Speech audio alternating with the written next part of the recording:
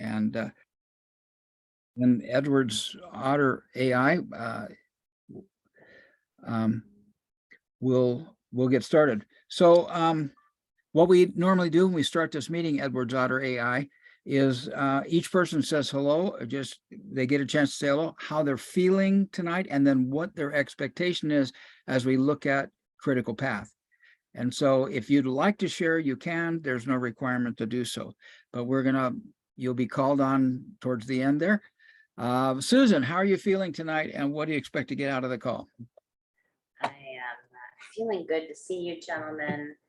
I am expecting that it will be a distinct pleasure to head into critical path again and see it with new eyes. Joe, how are you feeling, and what do you expect out of tonight? I'm feeling pretty good. I'm feeling, a little bit tired, but I'm feeling good, and I'm happy to see that Susan actually has a Saturday night off, and that for it's you're not being called into surgery, so it's always a pleasure when you're here, and it's nice. My expectations are actually just to dive into the critical path. I am still thinking about Crunch of the Giants, and I still need to revisit some things in that book as well. So, but starting something new, and hopefully we can make some connections between Critical Path and Crunch of the Giants in some of the conceptual ideas. So with that, I guess if Edwards Otter AI is not going to speak, I'll turn it over to you, Steve. Steve, how are you feeling? What would you like to take away from today? I'm feeling pretty good. I've been on a guided study of critical path before, where we looked at certain excerpts, but this group usually likes to jump in deeply, and we're going to read it word for word and go down through as quickly as we can and take our time and really get in to understand things. So I'm looking forward to that. EdwardsOtter.ai, do you want to participate at this point? Okay, and so we'll just, we are recording, and we'll go ahead and begin share. Now, the version I have of Critical Path is a PDF file right here. And I thought we'd go through the first few pages. And then when we start hitting the text, I'm going to, I have it in a Word document right here. And this will give us a chance to go through and take a look at the words and not have to cope with page breaks and things as we go. But here's our title page. Richard Buckminster Fuller. Now, adjuvant Kiyoshi Kuromiya. Anybody know what that means? Adjuvant usually means an additional treatment when I'm dealing with it medically. And I should probably have looked this up. I think Yoshi Kuramai, it was an architect that Bucky hung out with. Well, I'll tell you what, we can. I believe you're right. He's mentioned in Buckminster Fuller's another book, I believe. So one of the books that we covered, I think it was actually Utopia or Oblivion, that he's mentioned as being it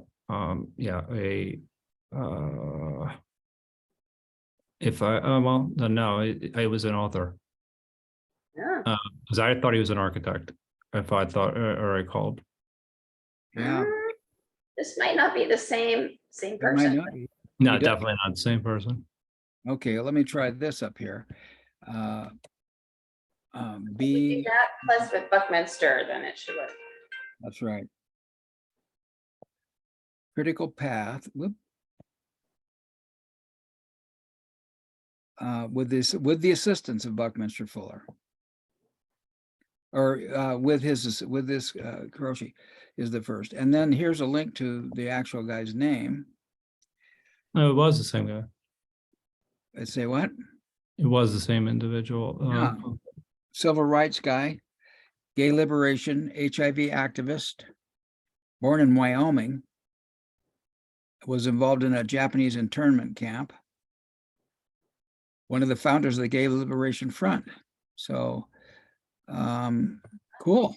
So he is giving some help here to critical path. Really cool.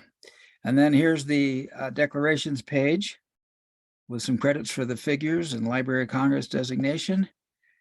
And here are some words. So we'll read these words. If I can find them. Here we go. Joe, do you want to read that? Those whom God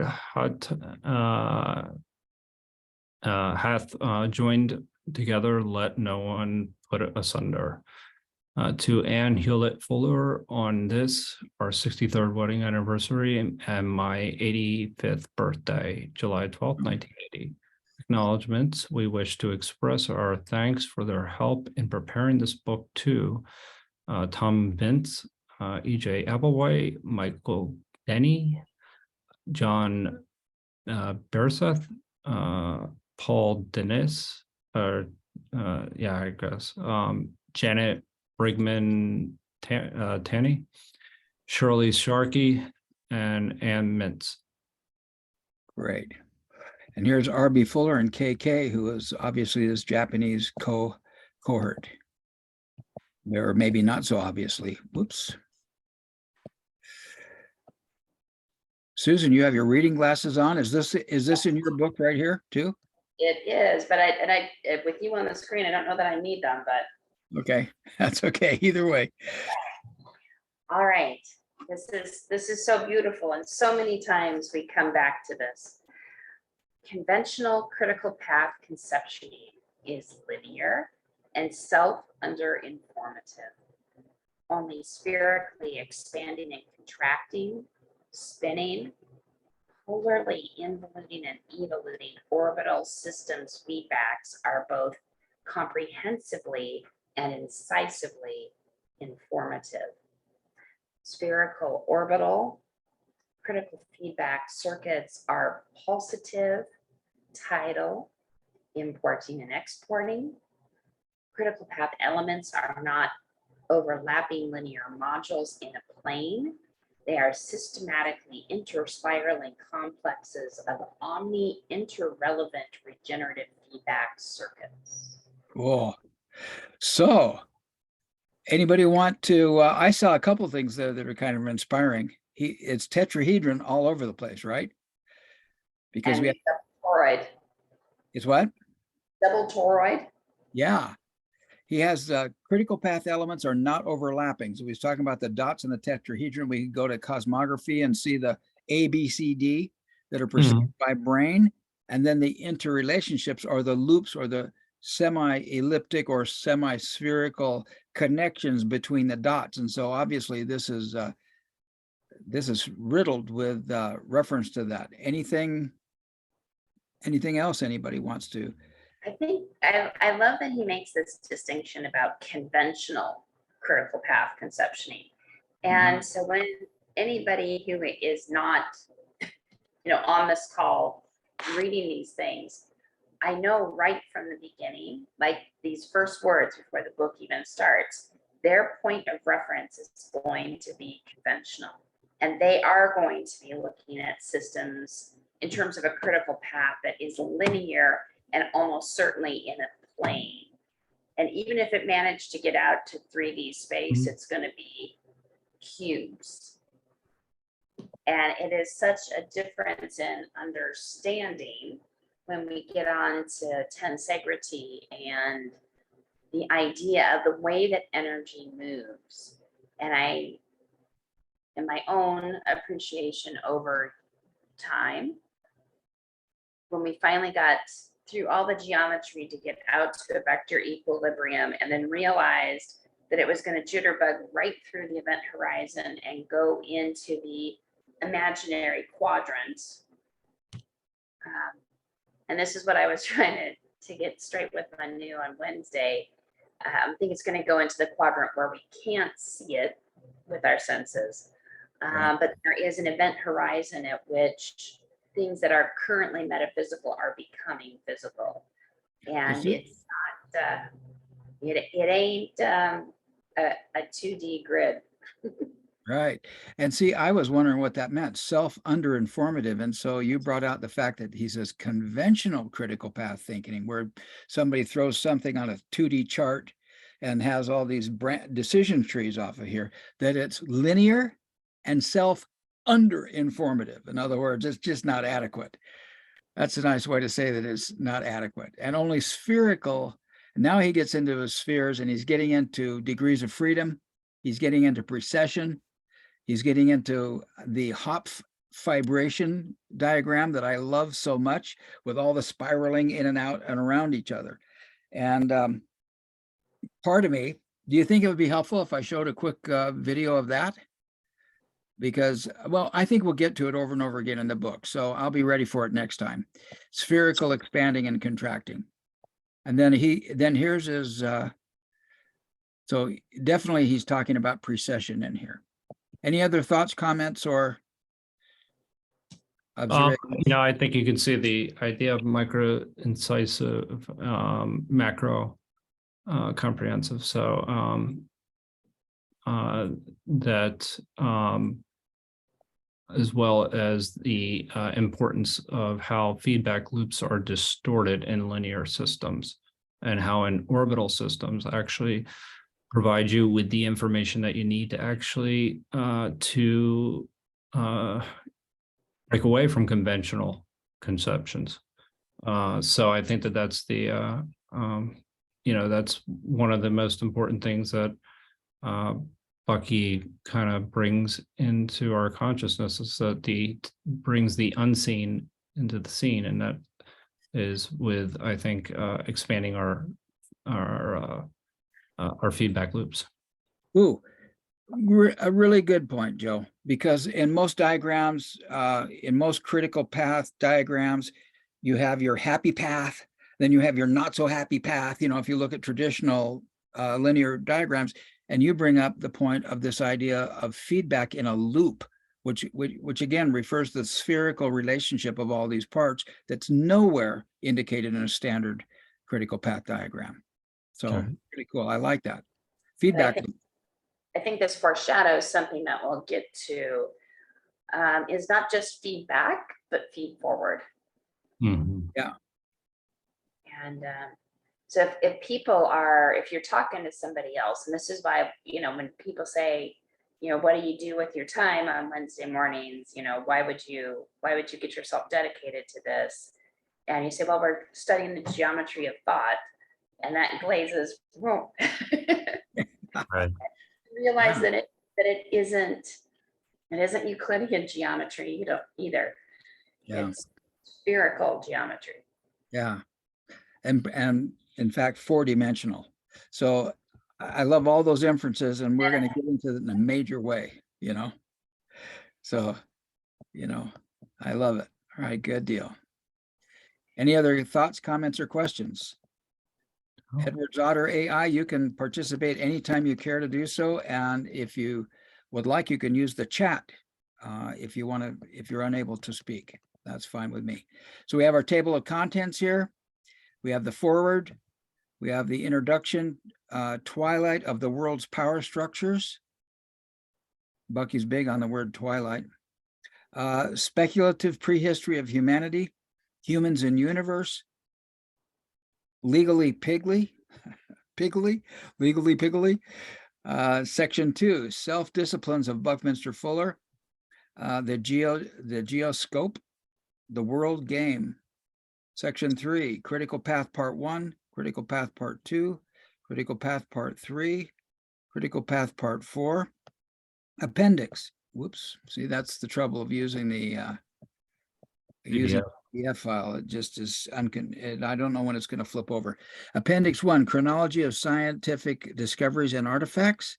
Appendix 2, chronology, inventory of prominent scientific, technological, economic, and political world events, 1895 to date, and then an index at the end of the book. And now, any comments or questions there? Okay. And now moving on, this is our forward. And so I don't have to cope with the cumbersomeness of the PDF file. This is the diagram of the dots and the spheres, or the elliptical or the spherical relationships between them. And Bucky's big on the fact that A, B, C, and D are brain, observed by the brain, experienced by the human being, but these interrelationships have to be intuited. And these are the feedback loops that we can be open to at any given time. That's his tetrahedron. That's one diagram for a tetrahedron. So now let's go to the forward. And let's see, we're at 14 points. So if I just bring that in a little bit closer, let me get rid of the thingy-me-blop. There we go. And there we go. Okay, good. Okay. Joe, you want to read the first paragraph? We'll just trade off and roll as fast as we can and stop whenever we need to. Sure. It is the author's working assumption that the words good and bad are meaningless. This is based on science and not on opinion. In 1922, physicists discovered a fundamental complementary of disparate individual phenomena to be operative in physical universe. This was fundamentally amplified with the subsequent discovery of the always and only different, always coexisting proton and neutron, which with their always coexistent electrons, positrons, neutrons, and antineutrons are eternally intertransformable. Those were neutrinos and antineutrinos, but that's okay. Oh, forgive me. No, that's all right. You want to read the next one? You can Sure. slow down a little bit. We reading quickly doesn't help with Bucky's words. So if you can slow down, you sure can. Go ahead. No longer was valid the building block of the universe. It was discovered that unity was plural and at minimum sixfold. All the complementations are essential to the successful accomplishment of eternally regenerative universe. Science discovery of fundamental complementarity has frequently occasioned individual scientists' realization that the word negative used as the opposite of the word positive is at best carelessly, misinformedly employed. So I think that is a beautiful kind of like pointer to Manu's, reminding us that duality is not opposites. They are things that coexist. Right. Right. Okay. Susan, do you want to read a couple of paragraphs there? Since complementarity is essential to the success of eternally regenerative universe, the phenomenon identified as the opposite of positive cannot be negative, nor can it be bad, since the interopposed phenomenon, known heretofore as good and bad, are essential to the 100% success of eternally regenerative universe. They are both good for the universe. Science recognizes many fundamentally complementary aspects of the universe. The black hole is not a negative. As implosion is to explosion, the black hole phenomenon is to the inside out expanding universe. The black hole is the inverse phase, the outside inning phase of cosmic evolution. What humans have spontaneously identified as good and bad, or as positive and negative, are evolutionary complementations in need of more accurate identifications. Cool. Comments, questions? I'll read a couple. If you want to sail your ship to windward through a narrow passage, you have to do what sailors call beating to windward. First, you sail on your port tack, then on your starboard tack, then port, then starboard, again and again, not on your good track or your bad track. We walk right foot, left foot, not right foot, wrong foot. Oh, I love it. This book is written with the conviction that there are no good or bad people, no matter how offensive or eccentric to society they may seem. I'm confident that if I were born and reared under the same circumstances as any other known humans, I would have behaved much as they have. Very Okay. much appreciate that. Joe, you want to read The it? short verse written long ago by an English poet and teacher, Elizabeth Wordsworth. If all good people were clever and all clever people were good, the world would be nicer than ever we thought that it possibly could. But somehow it's seldom or never that the two hit it off as they should. For the good are so harsh to the clever so rude to the good. If you think you identify with anybody in this book, be sure to remember that I don't have any good or bad people. You and I didn't design people. God designed people. What I am trying to do is to discover why God included humans in the universe. Great question, Haas. It is a good question. What does it mean to be human, essentially? And why was I included in this freaking universe? I love it. Susan, do you want to read? Sure. I'm trying to find out what God permits us progressively to know and preferably to do if we humans are to continue in the universe. For many years, I've hesitated about writing this book. God has introduced me to many thousands of humans. Quite a few of those I have known have had decision-making powers that could and often did affect human affairs in major ways. Much of their decision-making integrated with thousands of decisions made by other Earthians. Integrated thousands of decisions inadvertently were compounded with a myriad of unforeseen technological, exploratory, and environmental happenings. Individual decision makings and unforeseen happenings around the world and the universe at large, all together synergistically produced historical results not contemplated by any. Such non-contemplated by any results constitute evolution, the will of God. In my 85 years, I have often been privy to what was at the time secret, critical information. Time and change have declassified those secrets. In piecing together the significant components of the world around humanity's evolutionary trending, my insights have frequently been illuminated by information confided in me by others. In recollecting one's confidential information, which is now essential to an adequate comprehension of relevant evolutionary trendings, I hope no one will make the mistake of thinking that I am being a traitor to my friends. Not only am I being loyal to all my friends, but to all humanity, without whom there would be no life. My reasons for writing this book are fourfold. A, because I'm convinced that human knowledge by others of what this book has to say is essential to human survival. B, because of my driving conviction that all of humanity is in peril of extinction if each one of us does not dare now and henceforth always to tell only the truth and all the truth, and to do so promptly right now.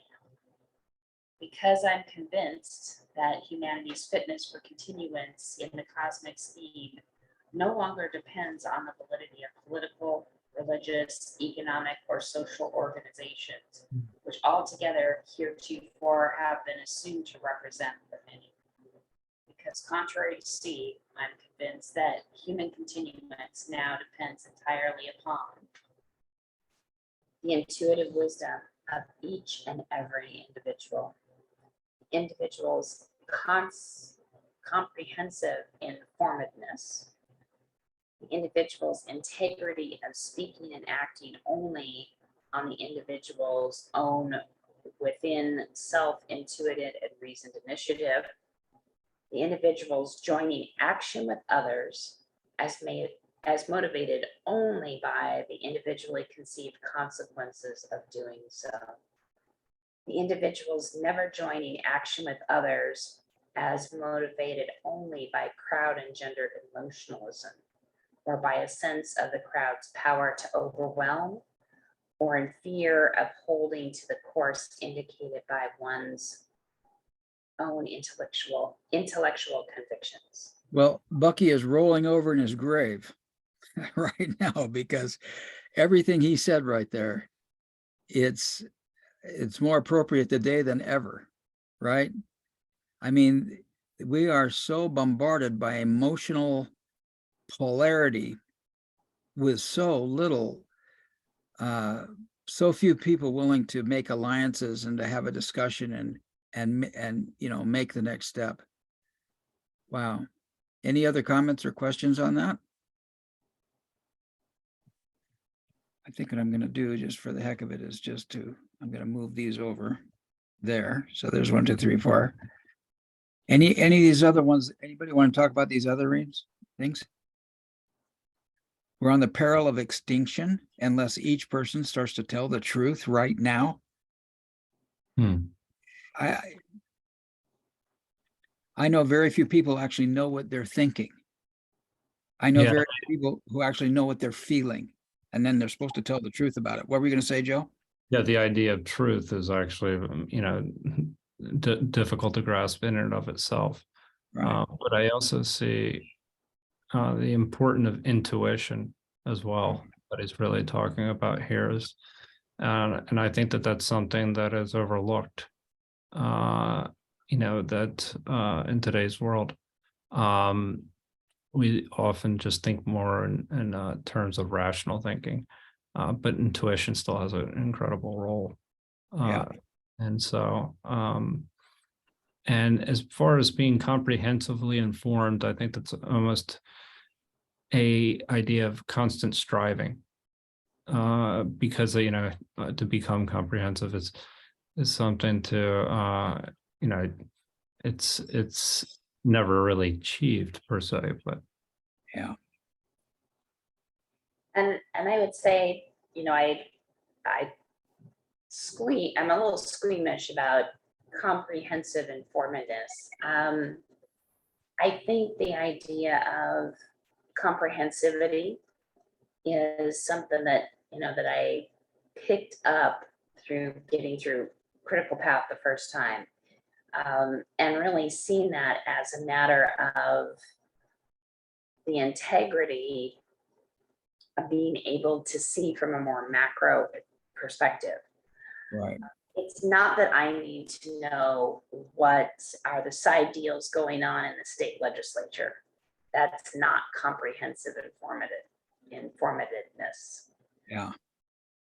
So it's a big topic for sure, and seeing the connections between things and the geometry of the thought, the means of things that are metaphysical becoming physical, and the impact and I think Manu always talks about it. It's like action. I'm going to see if I can get this: action, reaction, resultant, and feedback. If I got that foursome correct. And then there's time, timing, sequence, and lag. And I think that the whole idea of comprehensive is being able to start to take into effect the lag and the resultant and the feedback. So I think it's getting to the end of those sentences. I think that most humans will see time and timing. They may even see sequence. I think it takes somebody exceptional to start to see lag. Yeah. right. And it's also to take feedback. It's taken me years to appreciate lag. I always thought lag was a bad thing, right? And when I first heard you guys talking about lag being a good thing, I'm going, what the hell is that? I don't want to lag behind, right? And yet for comprehension and apprehension, for integration, for integrity. Lag is just absolutely a critical thing. And I've come to appreciate that through this group. Any other comments or questions? We all see things differently. Seeing is sensing, hearing is sensing, touching is sensing, smelling is sensing. What each of us happens to sense is different. And our different senses are differently effective under ever differing circumstances. All individual brains coordinatingly integrate all the ever different sensings of our different faculties. The integrated product of our multifold individual sensings produces awareness. Only through our sensings are we aware of the complementary otherness. Awareness of the otherness is information. The complex of successively experienced informations produces interweaving episodes. And the complex of special case episode interweavings produces a scenario that our brain's memory banks identify as our individual beings' life. Comments?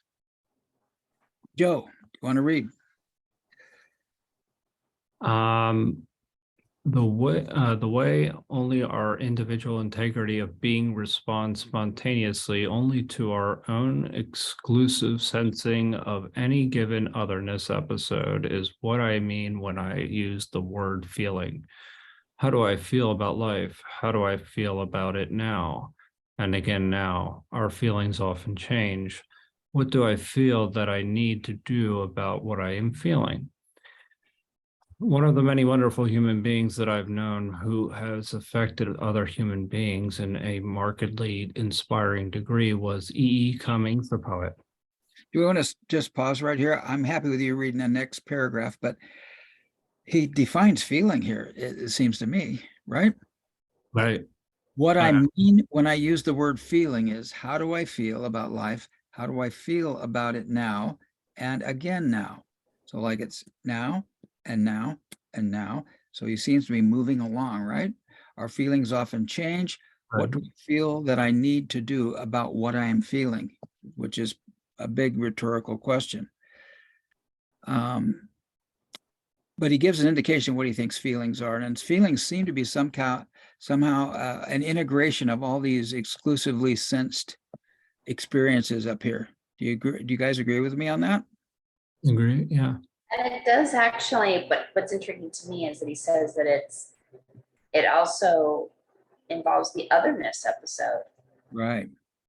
So it's not just our personal, and with the otherness involved, we have this anticipatory part, this, like I have a sense of who you gentlemen are.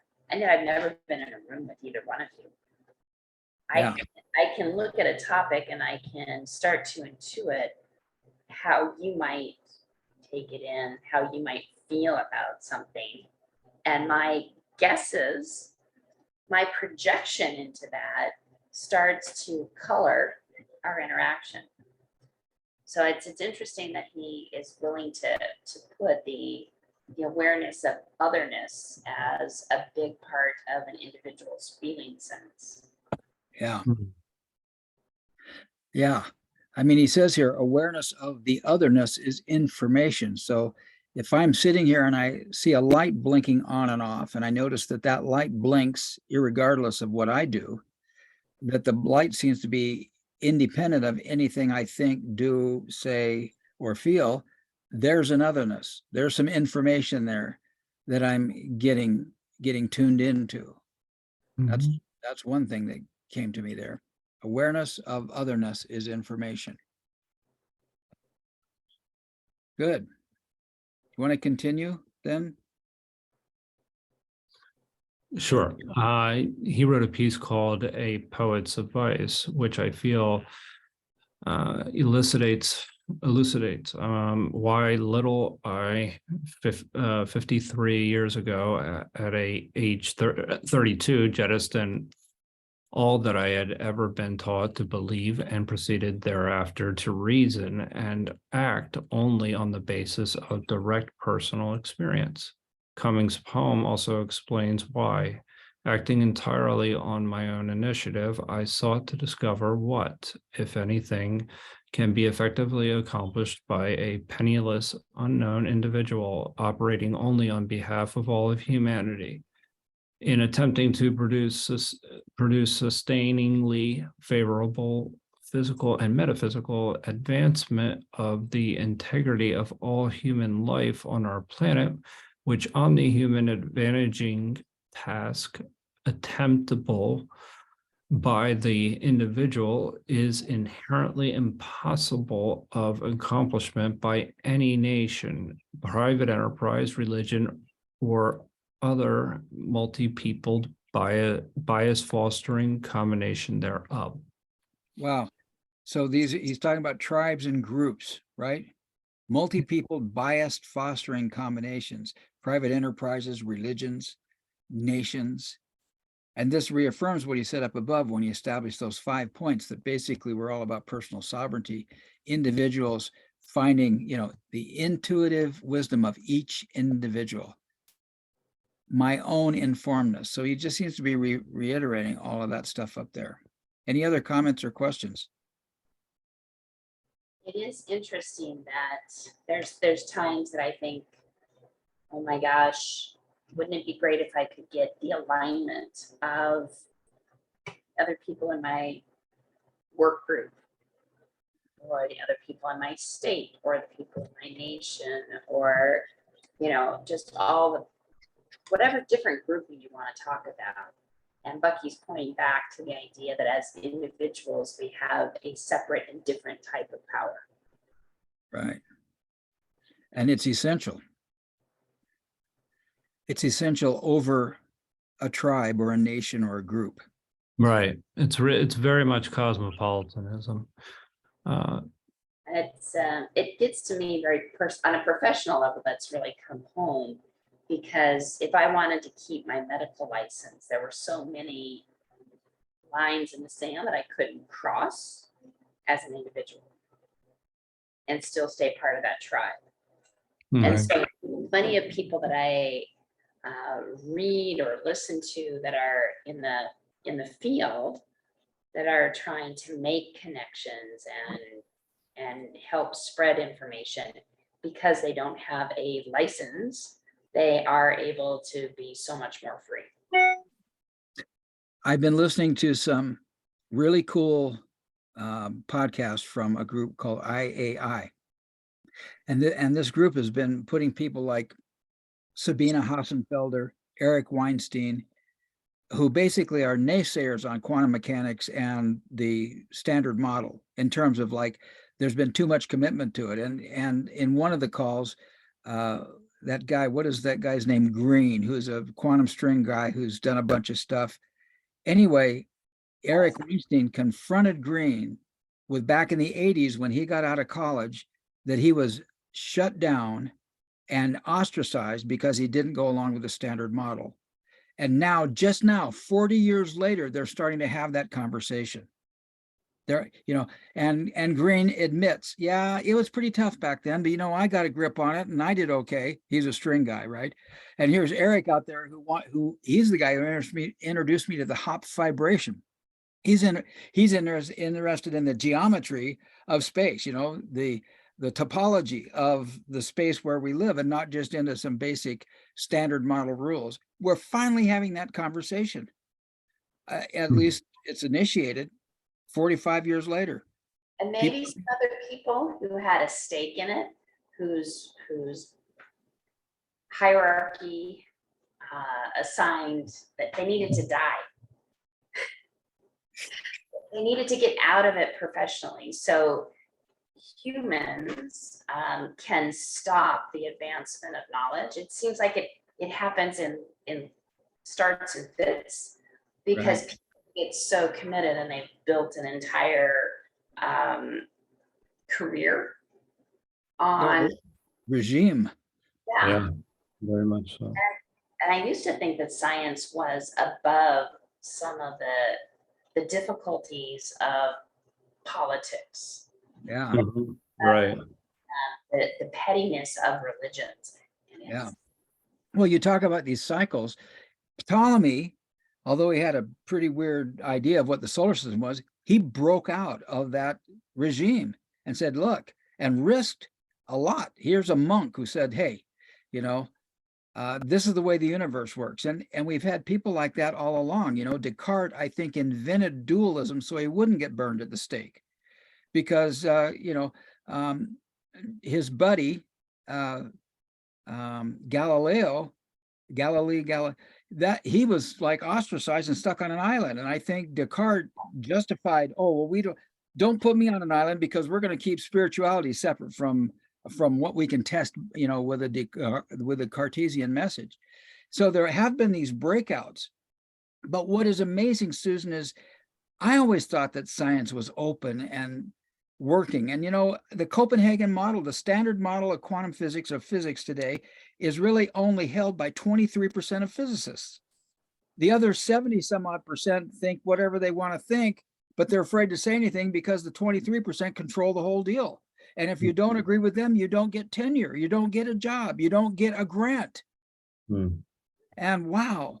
And now you might also, in current society, you might also be censored on the means of communication that are owned by the grunge. Absolutely. Right. Cool. It's crazy. No, Yep. Who wants to go ahead? it's all Okay. good. Who wants to tackle this poem? I'll give it a try. Okay, go for it. A poet's advice. A poet is somebody who feels and who expresses his feelings through words. This may sound easy. It isn't. A lot of people think or believe or know they feel, but that's thinking or believing or knowing, not feeling. And poetry is feeling, not knowing or believing or thinking. Almost anybody can learn to think or believe or know, but not a single human being can be taught to feel. Why? Because whenever you think or you believe or you know, you're a lot you're a lot of other people. But the moment you feel you're nobody but yourself, to Mm, be nobody but yourself in a world which is doing its best night and day to make you everybody else, means to fight the hardest battle which any human being can fight, and never stop fighting. Let's pause there just for a second. It's interesting to me that all these statements about feeling is not thinking, believing, or knowing anything, but feeling is being exactly who I am in this moment. Hmm. And we start our calls with that. How do you feel? How are you feeling? And what do you expect? So we go from the emotional aspect of who I am and what's about going on for me right now. And then I get mental and go, here's what I expect. So I go feeling and expectation. Beautiful, huh? It is And beautiful. just thank you to Kelly Ritchie right this hot second. Yeah, no Right. kidding. He was the one that really, because of his insistence on this and getting people to be present before you bother to have a meeting. Yeah, Yeah, what a that's beautiful strategy. his genius. And do you suppose Kelly was inspired by these words? I suppose so. Informed as well, yes. Yeah, very, very cool. I'm complete. Want to continue, Joe? Everybody complete? Yeah. Yeah, I was just actually just thinking about it myself, is that nobody can be taught to feel. I'm trying to think about that. And that's a interesting statement. And I don't know if I completely agree with that. I think Oh. people can be taught to That's feel. I would just tell you when I do come across dealing with people that are autistic, Yeah, that this is one of the challenges. You can help point somebody in that direction, but I can't control their experience of how they feel. exactly. I can ask them, touch Right. this, smell Yeah. that. And some of these things are very grounding and they help people get to some moments where they can open. But one of the things that we are being robbed of, and I know it's my this is my thought, is that the military industrial complex continues to poison humanity. And Mhm. autism is one of the ways it shows up. Yeah. People I who was have Well, go difficulty ahead. reaching their own. Yeah. Are you complete? There's a little bit of lag in your audio. And so I don't mean to be so rude. I was going to bring up my autistic granddaughter as a case in point, and you brought up autism. And I will tell you that her parents and her dad is a psychologist, fortunately, because a lot of autistic people get tortured in their family tribe because they don't conform. But he was sensitive to it right away. What they have not been able to teach her to feel. What they have been able to do is say, when your brother is frowning, he's not happy.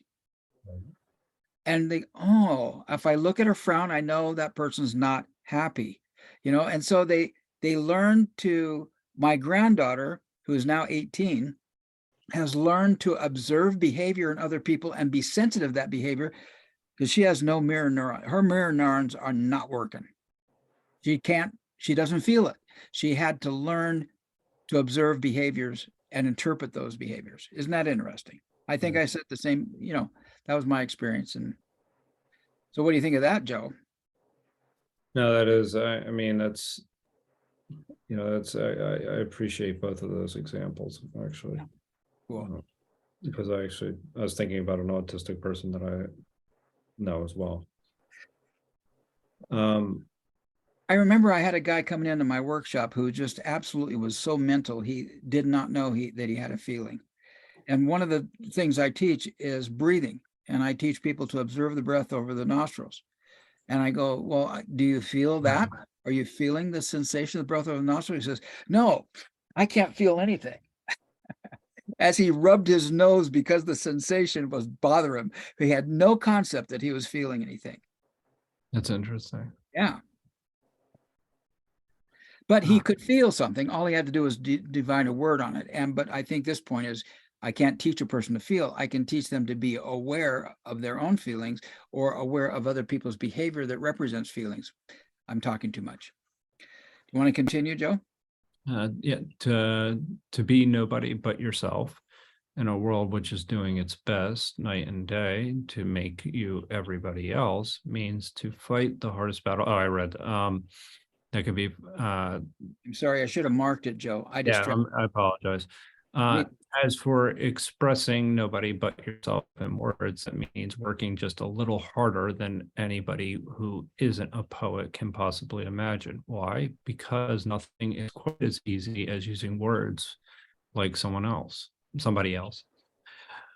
We all of us do exactly this nearly all of the time. And whatever we do it, we are not poets. Whenever we do it, we're not poets, forgive me. If at the end of your first 10 or 15 years of fighting and working and feeling, you find you've written one line of one poem, you'll be very lucky indeed. And so my advice to all young people who wish to become poets is do something easy, like learning how to blow up the world. Unless you're not only willing, but glad to feel and work and fight till you die. Because this is sound dismal. It isn't. It's the most wonderful life on earth, or so I feel. Comics. Comments or questions? Interesting. Yeah. Okay. Destruction is way easier than creation, for sure. That's right. It is. It's interesting. I was thinking about that just the other day, as somebody was actually they were doing some landscaping, and they pulled out these bushes that actually were growing for probably 50 years. And I was like, wow, they did that in 2 seconds. And those bushes have been growing for 50 years. And I just thought to myself, it's a hell of a lot easier to tear something down than it is to build something up. Yeah. No matter what you're doing. And that is as true. And that's why people I think that's why people actually often sometimes don't get along, Yeah. because it is a lot easier to not be to build somebody up is hard. You know, when Native Americans, at least in my culture, in my Native American practice, when we go out to harvest sage for a ceremony, we go out and wave our hands over the plant and ask who wants to come to the ceremony. And we wave our hands over the plant, we feel the plant, and we come to the place that part wants to come to the ceremony. And we say thank you. Hmm. We ask and then we say thank you, Wandan, which is Seminole for thank you. I almost have tears in my eyes because it's so cool that the earth is so alive and so living. And I learned that before Bucky, but he is certainly convinced of it. You know, very cool. So, you know, if you ever go to pick a flower, like look and say, what flower wants to come with me? And then when you pick it, say thank you. Right? Whew. Kind of exciting. Joe, do you want to go ahead and finish off that section? Yeah, if I could, it would be great. Exploring, experiencing, feeling, and to the best of my ability, acting strictly and only on my individual intuition. I became impelled to write this book.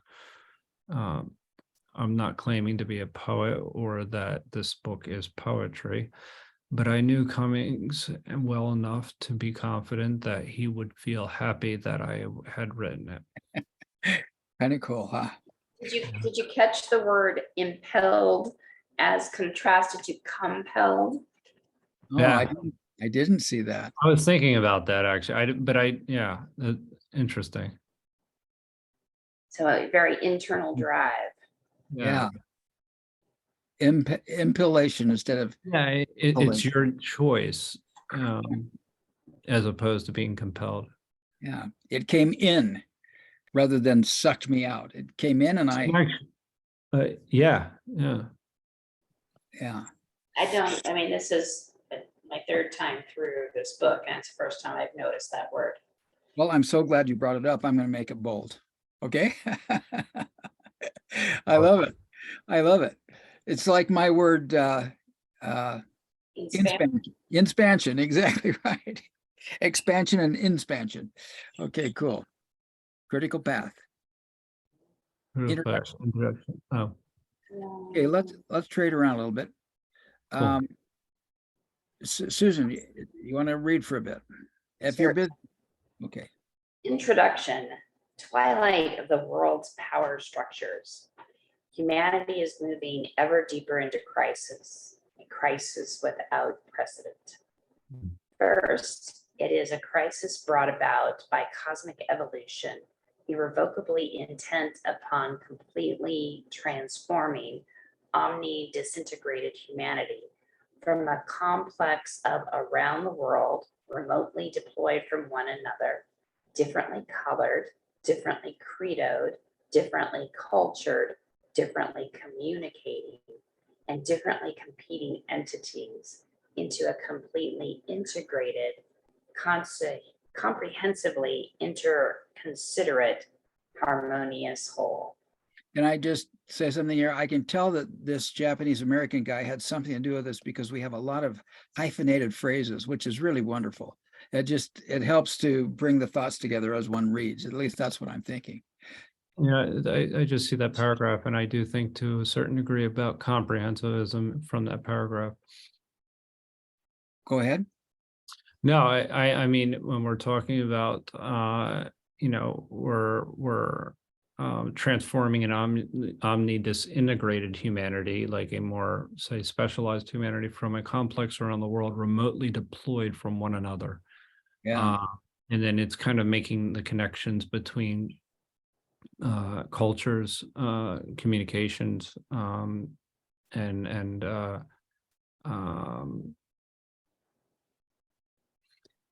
just how do I explain this in normal terms? Different perspectives. I'll just say that multiple perspectives, And different creeds is what I'm thinking about. Yeah, and to bring up what you brought up before about it being a circular kind of interconsiderate kind of a thing. And your feedback that you're getting, yeah. Right on. Let's see. You want to continue? It was you, Susan, right? Second, we are in an unprecedented crisis because cosmic evolution is also irrevocably intent upon making omni-integrated humanity omni-successful, able to live sustainingly at an unprecedentedly higher standard of living for all Earthians than has ever been experienced by any, able to live entirely within its cosmic energy income instead of spending its cosmic energy savings account, like fossil fuels, or spending its cosmic capital planet and equipment account, atomic energy. The atoms with which our spaceship Earth and its biosphere are structured and equipped. A spending folly no less illogical than burning your house and home to keep the family warm on an unprecedentedly cold midwinter night. Now, this was really difficult for me to understand as you read it. We are in an unprecedented crisis because cosmic evolution is also irrevocably intent upon making humanity omni-successful. I left off a word here or there. I'm trying to find the key subject and verb on this sentence.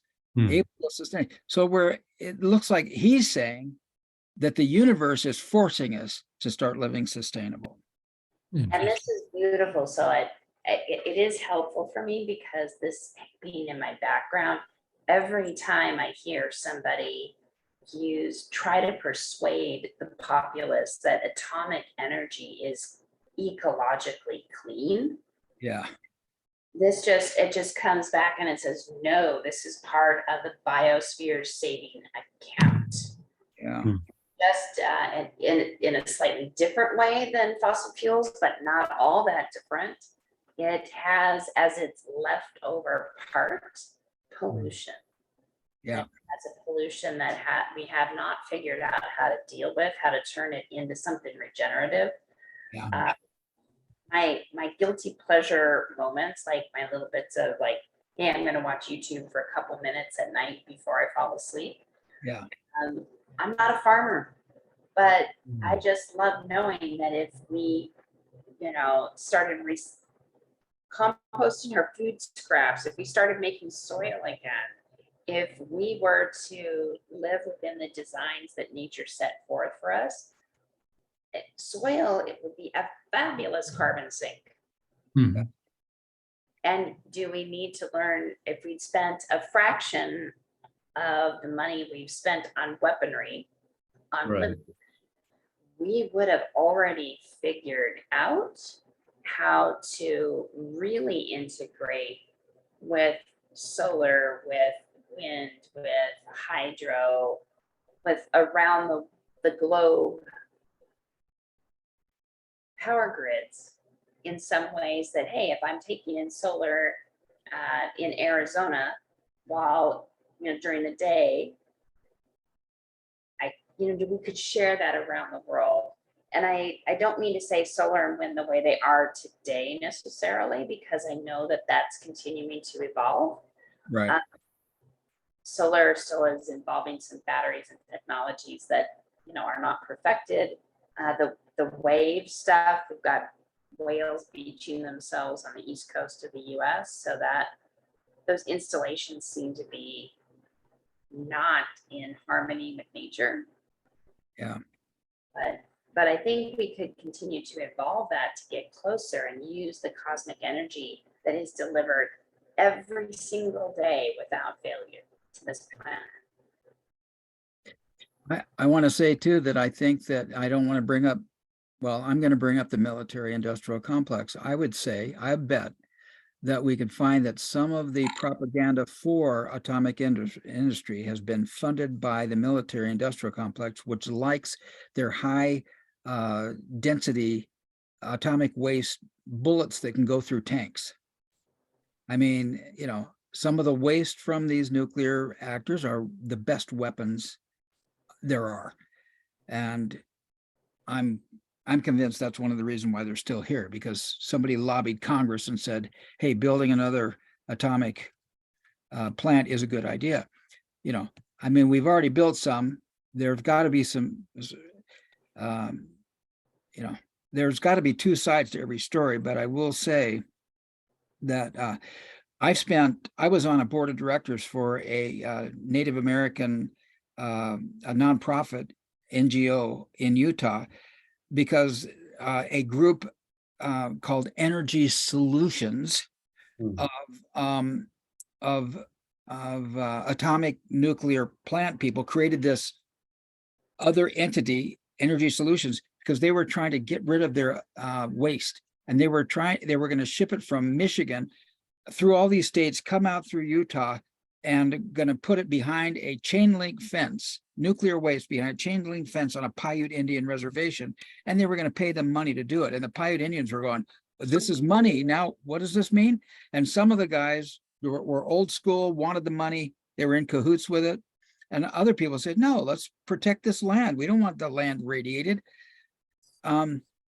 But those same industries got Utah over in the Four Corners area to downgrade nuclear waste to fertilizer. And they started dumping it in Four Corners area, and they completely polluted an aquifer of water that went into New Mexico and into Arizona.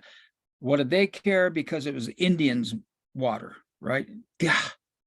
I mean, And the coal-fired plant on the Navajo reservation that's up by Four Corners, when Yeah. they mine coal, they unearth uranium. And so the water on the reservation is contaminated.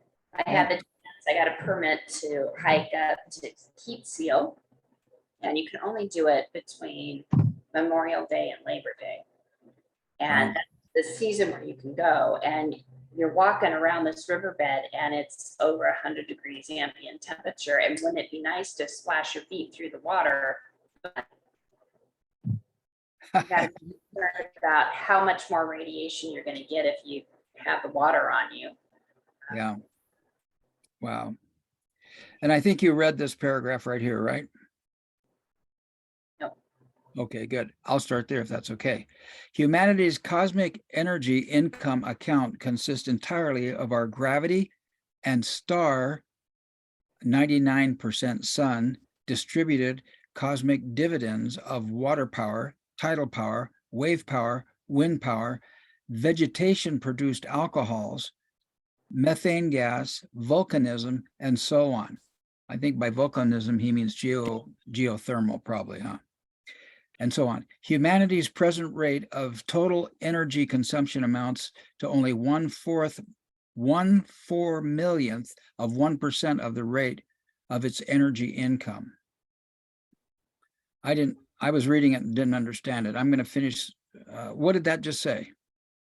It means that all the energy we use today, as a globe in 1980, when this is published, accounts for less than 1/4 millionth of 1% of the energy that is generated by the biosphere on this planet every single day. And yet we continue to burn our house. Yeah. Tax-hungry government and profit-hungry businesses, for the moment, find it insurmountably difficult to arrange to put meters between humanity and its cosmic energy income, and thus they do nothing realistic to help humanity enjoy its fabulous energy income wealth. In fact, they sent their government revenuers out into the mountain forest to find and to destroy the equipment of any civilization so treacherous as to apply private enterprise in the alcohol from sun energy photosynthesis harvesting to personal advantaging. If any, I don't know what that meant either. You can explain it to me in a second. If any citizens start making their own automobile powering alcohol, the renoveurs will have to pounce on them just so as they do on those making moonshine liquor. So, Government revenuers out into the mountain forest to find and destroy equipment of any civilian so treacherous as to apply private enterprise and alcohol and sun Yeah, he's talking about bootleg moonlighting. He's It's all talking about the liquor. moonshine. So I have a fabulous book. It's about this thick, and wish I'd gotten all the way through it. But the title of the book is "Alcohol Can Be a Gas." We can take whether it's the poop my animals create, yeah, the waste clippings on my property. We Yeah. can ferment that into an alcohol that could be used as fuel. And the government doesn't like that, because if you have a family farm and you are using, the poop from your chickens to fertilize your fields, well, then you're not buying fertilizer from a company and you're not paying tax. Government extracts wealth at each and every point of, what do we call it, processing. Yeah, got it. Key things military industrial complexes did is they have broken up family farms, they have broken up local food economies, and they have totally, the reason we have the idea of moonshine being some backwards hillbilly, we could have carburetors that adjusted, we could be burning, God bless, for as many French fries as our freaking country eats, we could be running our vehicles on the leftover oil. Yeah. Have you guys heard about what's going on in the Netherlands with the farms? No. The Netherlands farmers got together. They were trying to, and the farms are the most efficient farms in the world. And the government was trying to dismantle them for some reason in order to get those taxes, because they were fertilizing their own things and weren't buying fertilizer. They're the most productive farms in the world, and they feed Europe. And the government tried to dismantle them. And there's a new political party that came up and won parliament. And it's protecting the farmers. Isn't that cool? I wish I had more facts on it. So if you follow the line, not Steve Jobs, Bill Gates turns out to have bought a tremendous amount of agricultural land, and he and his foundation are instrumental. So they went over, as I understand it, the Netherlands is the second leading exporter of food, which makes no sense given their land mass. And they are just productive beyond all means, and they tend to use more regenerative techniques, is what I understand. Haven't studied it in depth. But when I saw that Gates was going over there and his foundation, that they started during the pandemic, during the lockdown, during the crushing of individual businesses, of separating families and limiting travel, all these other things that under no other circumstances could anybody have thought that citizens would tolerate. Yeah. The farming and industrial complex link, military industrial complex link is actually one that's really interesting when you think of like Monsanto and companies like that essentially force farmers to, into using their seeds. But even just this, it's interesting how Bucky holds everybody accountable. That's the thing that I like about what he writes. He's like, it's the military industrial complex that has coerced the government and is using them, and they're both, kind of using each other. And it's kind of like, we need to think about how that impacts what we do with our energy and how we live our lives, essentially, and what we eat and consume, especially. The little article that I heard, I think it might have been Russell Brand even that brought this up, but the government thought they could get by with regulating these farms out of business because only 1.98% of the population of the Netherlands was farmers. But the farmers made their case to the people, and the people stood up and said, we love our farmers. We want the food. It's a multi-billion-dollar industry. They're exporting food everywhere. And yet they were going to get shut down. Whoa, The things that, and again, I have weird inputs in my life, but you can already see that over the course of our world, as as we rob soils of their mineral content. Yeah. That the nutritional value of food has been degraded remarkably over the last 50 years. Right. And one of the things when we talk about you can't have gold and you can't have cash, we're going to go to digital currency. There looks to be this out there possibility that maybe we don't have food either. Yeah. And if all nutrition comes through, the thing that makes our bodies go, if that's only coming through a company that's Grunch owned, here we go. I mean, I buy organic food and I still take about 85 to 100 supplement tablets per day. Wow. See, I have my vitamin D over there and I have about 6 bottles and I can't stand any more than that. In fact, the other night I was taking a zinc pill, a zinc supplement, and it's a dry powdery thing, and it got stuck back here, and it actually, I had to cough it up. I almost thought I was going to vomit because it got stuck. My throat has a resistance to this. But you're right, the soil is so depleted of any kind of nourishment, the minerals and things. It's really important not to just look for an organic thing. It's know what farm it came from. And I've called up Costco, in fact, down here to find out that the chickens that they serve, their rotary chickens, are from local grass-fed chickens. Really? And yeah, the Costco does that. It'd be amazing to be able to eat those. Yeah. Great. It's a what? They smell really good. I would love to be able to eat them, but Call up your Costco and ask them where they get their chickens from. I don't think every Costco gets them from the same place, but the Utah chickens come from Utah ranches that are grass-fed and that are at least grass-fed and grazed, you know? you could charge double for that. You put that on the sign. Yeah. Well, that's their big lost leader item here. I'll read this last little paragraph. 99% of humanity does not know that we have the option to make it economically on this planet and in the universe. We do. It can only be accomplished, however, through a design science initiative and technological revolution. Okay. Do you want to read, Joe? Yeah, for 3/4 of all the trillions of nights humans have been on board planet Earth, the moon has been their most intimate sky companion. For millions of years, humans assumed it to be obvious that no one would really touch the moon. Those who did not assume that to be obvious were obviously lunatics, moon touchers.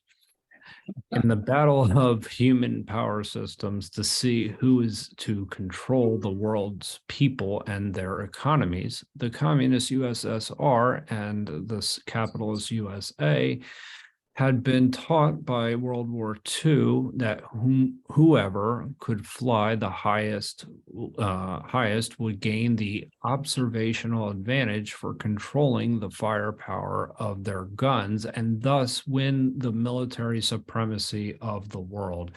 In the cold Third World War, the USSR and USA, inspired by the German rocketry, that's true, was it von Braun, was it, that they brought over? Yeah, I forget. Operation Paperclip was this big secret thing to get all the German scientists out of Germany and into America, whether they were Nazis or not. That's right. Sorry to stop reading. Saw that whoever could maintain the greatest number of around the world outer space platforms could control around the Earth firepower. The moon was just such a permanent sky advantage. Actually, I was just in a conversation about this morning, especially the idea of the nuclear arms race and the military industrial complex's role in that. And what I've found to be very interesting and I think is worth commenting, I'm sorry to stop reading. No, that's okay. I was going to pause you anyway. Go ahead. Is I had brought this up in the meeting, is that the thing that's odd to me is that no matter who we elect, that the policy, nuclear policy anyway, or nuclear arms policy seems to stay the same. Yeah. And you know, that's and I believe there is just something that's not being seen there, in the sense that there's some overwhelming influence that is continually keeping our policies the same and not necessarily looking to more regenerative options that will actually be beneficial to all, both in a sense of food production and also economically speaking and affordability wise. So it's just something to think about, because I come back to, Bucky doesn't necessarily hold back on his criticism of anybody in particular. He's criticizing both the entire system itself, and really focused on essentially solving this problem through comprehensivity to a certain degree, and with what was the what's the word I'm looking for? He uses all the time. I'm forgetting it. Anyway, you get the point. But anyway, I think it's something that to think about, at least. We have, if we look back at the history of the US, other than Trump, every single president, whether Republican or Democrat, has been a member of the Council on Foreign Relations. Trump is he's the one that isn't. However, I'm not trying to say anything good about Trump. I don't think he ever had any designs on nuclear policy. The other thing that is just out there, I don't know if you have Apple TV or ever just need to let your brain go in neutral, but fabulously fun little series called For All Mankind. And it's an alt history. What if Russia beat us to the moon? What if Russia what? I'm sorry. Beat the US to the moon. Oh, interesting, actually. And it's actually done beautifully. Super fun. That's on Apple TV. Mm-hmm. Interesting. I've been thinking about that program lately. Anyway, You want to finish that next bit? Oh yeah, absolutely. I want to keep going. Greatly challenged by the Russians' initially most successful space operating accomplishment, President Kennedy authorized the funds for the Apollo project, which had first to do all of the tasks here on Earth preparatory to getting a team of humans ferried over to the moon to land and then return safely to Earth. There were obvious first things to be accomplished, second things before third things, and 7,308 things before 7,309 things.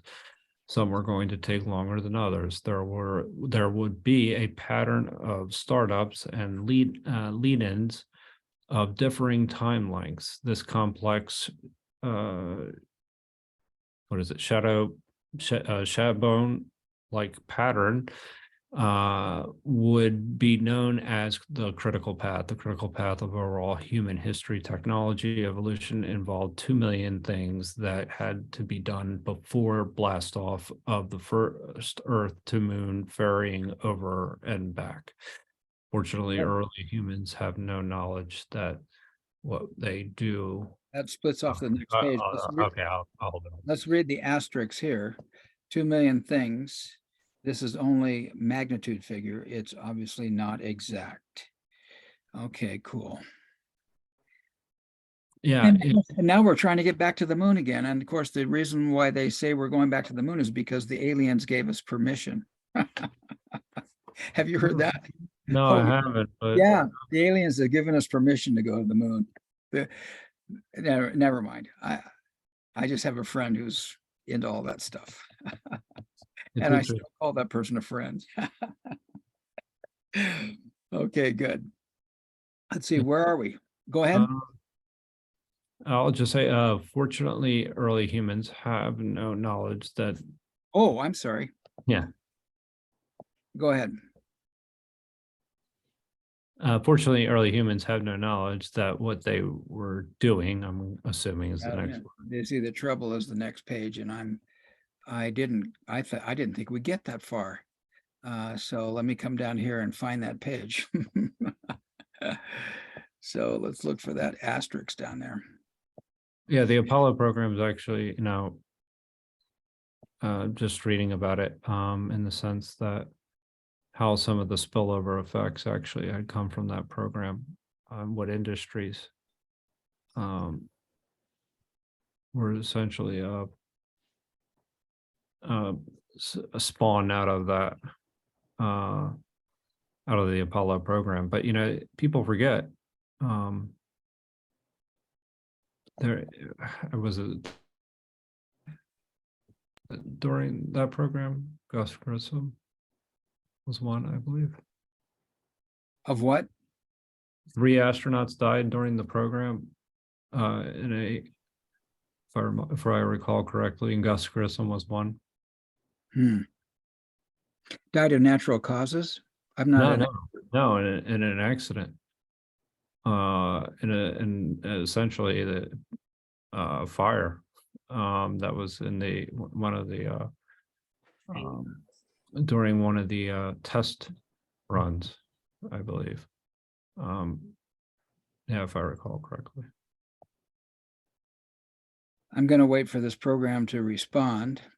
You will like that, the Apple TV thing, because it actually, even though it's fiction, it really portrays a lot of the things that did indeed happen, and it gives you a sense of the feeling of the time. I love those movies. I love The Right Stuff. Actually, have you ever seen that? That's a great.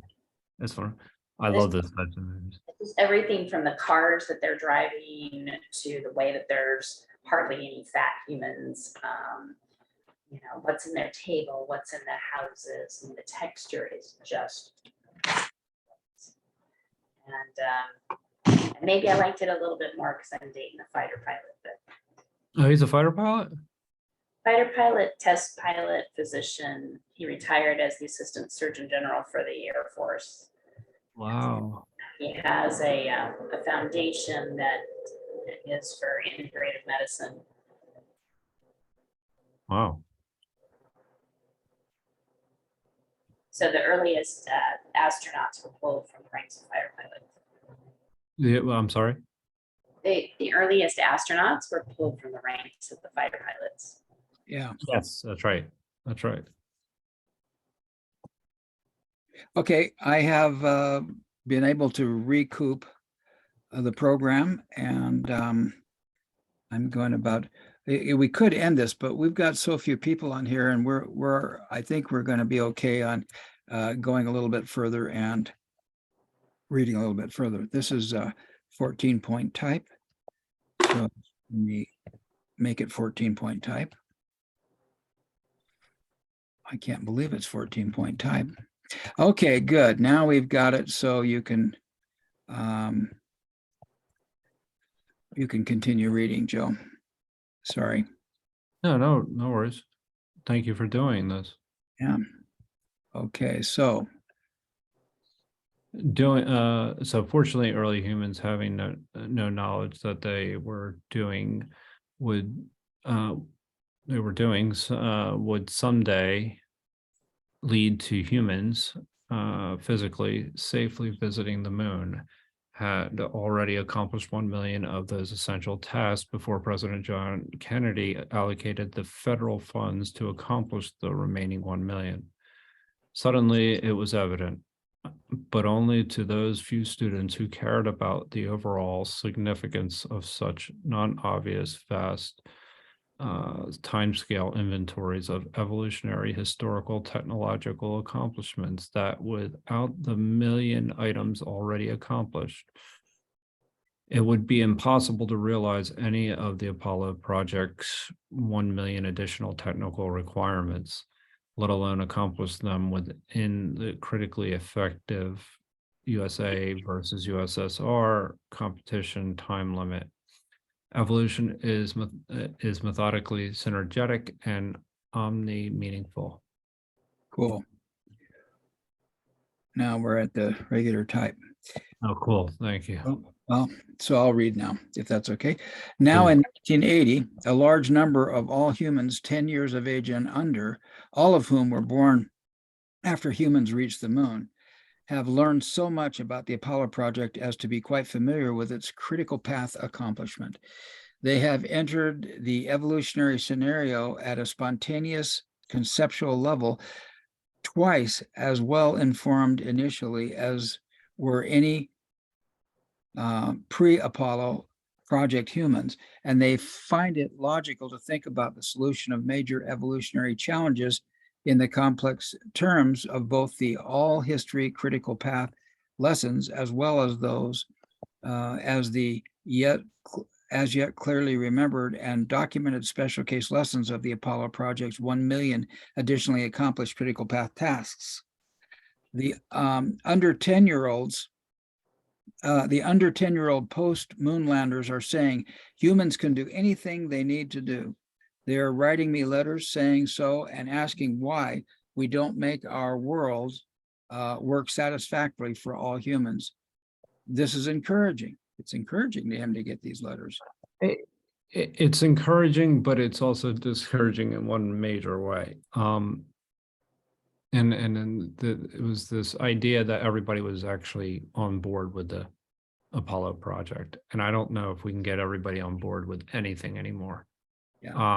And so that there was a certain amount of momentum that would have actually, that just doesn't seem to exist at this period of time. And you hope that at some point, that I can't help but think that the military industrial complex is behind this in a major way. Since China landed on the moon and is planning a landing on the moon, I imagine the US military industrial complex is feeling the heat. And so suddenly it's a popular thing to do, right? By 1989, these successful moonfaring overconditioned, thoughtful young ones will be 20. That's just the right age for commanding and executing the 1989 world-embracing design science revolution, which will result in the conversion of all humanity into an integrated, omni-harmonious, economically successful one-world family. Well, he missed it by a little bit, but there we go. Okay, Susan, do you want to read that next paragraph? As of 1980, the successful solution of the myriad of social, economic, psychological problems now existent is obviously a more difficult task for humanity to address than was the achieving of the Apollo project. For those who care to know how we're going to accomplish the 1989 omni success of humans on spaceship Earth, it is necessary to invest the rest of this hour in reading this introduction, which contains the minimum information leading to ultimate comprehension of the fact that humanity now, for the first time in history, has the realistic opportunity to help evolution do what it is inexorably intent on doing, converting all humanity into one harmonious world family and making that family sustainably economically successful. It will take all the evenings of 1 week to read the Critical Path book itself. This is the minimum time investment necessary to discover what roles. Okay, I don't have the rest of it. There's some, is that your cats? No, that's my countertop ice maker. I'm sorry. Oh, that's okay. I can pull down another page maybe. 1980, it will take, yep, it will take. By golly, we read that page fast, didn't we? Okay, and then let me just take a second. I'll shove it in here. And I need to make it the right font so that it comes clearly on the thing. And I need to make it the right point size. And I need to put in the right spacing between paragraphs, and now we're ready to go. So if you want to continue reading that, that's cool. Maybe start from up here. It will take all the evenings of 1 week to read the Critical Path book itself. This is the minimum time investment necessary to discover what roles may be effectively performed by humans individually in support of the 1989 design science realization of the success of humanity. So I'm just going to say the first time through Critical Path took 2 years for me. Cool. Not the evenings of 1 week. Say that last one again. He says it would take the evenings of 1 week, and it took me 2 Yeah. years. He must be a fast reader. Maybe he understands all of his hyphenated words. Yeah. Cool. All right. So let's see, whose turn is it? Let's see, Joe, you want to read that last paragraph? Sure. History shows that only when the leaders of the world's great power structures have become convinced that their power structures are in danger of being destroyed, have the gargantuanly large adequate funds been appropriated for accomplishing the necessary epoch opening new technologies. It took preparation for World War III to make available the funds that had given us computers, transistors, rockets, and satellites to realistically explore the universe. In the 1 hour of concentrated introductory reading about the critical path that must be accomplished in order to achieve understanding that we have the option to make it, the first thing first is to understand what world power structures are and of what their unique technical levers and strategies consist. Let me just double check. Yep, he's got 3 stars in the middle of that. These are the 3 stars. I'll go ahead and center them in the thing. And I don't remember who else is reading. You want to continue with throughout, Joe? Yeah, sure. Throughout the history of land and sea transport, those who have gained and held control of the world's lines of vital supply have done so only by becoming the masters in the game of establishing supreme human power over all sub-powerful organizations, ergo invisibly over all humanity. Cool. I think that's probably, I've lost count. Is it yours? Probably a good place to. Oh yeah, it's 47. It's 10 minutes. See, time snuck up because I pasted some stuff. This is a great place. Thank you for the wake up call, Susan. So Susan, how are you feeling and what's your takeaway tonight? I still continue to feel hopeful. I think 1989 is come and gone. But I still think that the class 2, class 1 evolutionary patterns continue. I still think it is possible for us to all make it. I'll be happy to see that happen, and happy to keep concentrating on ways to keep my brain in the right space, my mind in the right space, my heart, my feeling, my apprehension in that correct space. And even if the world blows up tomorrow, I'd rather be happy and hopeful while that's going on. Joe, how are you feeling and what are you taking away? That is, I'm feeling pretty good actually. I'm enjoying my time with both of you. I really do treasure it. I do. I very much do. I mean that sincerely. Yeah, I mean, I think you just actually articulated beautifully the dichotomy of control, that you might as well be happy because at the same time, at the end of the day, that if something's the world's going to blow up, it's just not something that you can control. So I would, yeah, that you don't necessarily be overly concerned with something that you can't change. But no, I do remain a bit hopeful. I think that there is a lot. The world's at an interesting point, and it's good to look back to see what Bucky was predicting, and to see what he was where he was accurate and where he wasn't so accurate in certain circumstances. And so I'm really looking forward to this book because I really think it's going to connect dots between a couple of the other books that we covered, Utopia and Oblivion, and as well as Grunch of the Giants. And so that to me is the most fun part of actually going through with Bucky's concepts, is that we can actually see kind of this holistic thinking. I very much am thinking more about cosmic energy. I've thought about it a lot more lately in general, but I think as we go through this book, we're going to see we're going to see even more what Bucky's vision was when it comes to what he meant by being regenerative. So I'm looking forward to spending some Saturday nights with you guys.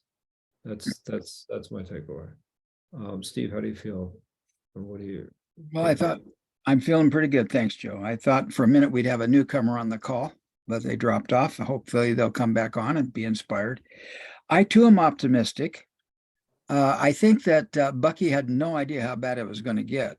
I mean, things are just like they were before, except better and worse simultaneously, aren't they? And the question is, who's going to win?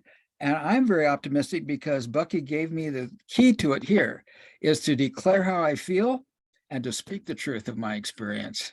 And that's been one of my mottos anyway. It got me in a lot of trouble over the last 50 years. I think I was doing what I could to tell the truth before 50 years ago, but I'm really excited, and I'm more committed than ever to speak the truth of my experience, of my local experience, and be able to share that and allow them to share, allow you to share. I'm very excited about that. So, and we covered some good ground tonight. I'll be ready next week with more pages, so we won't run out of reading.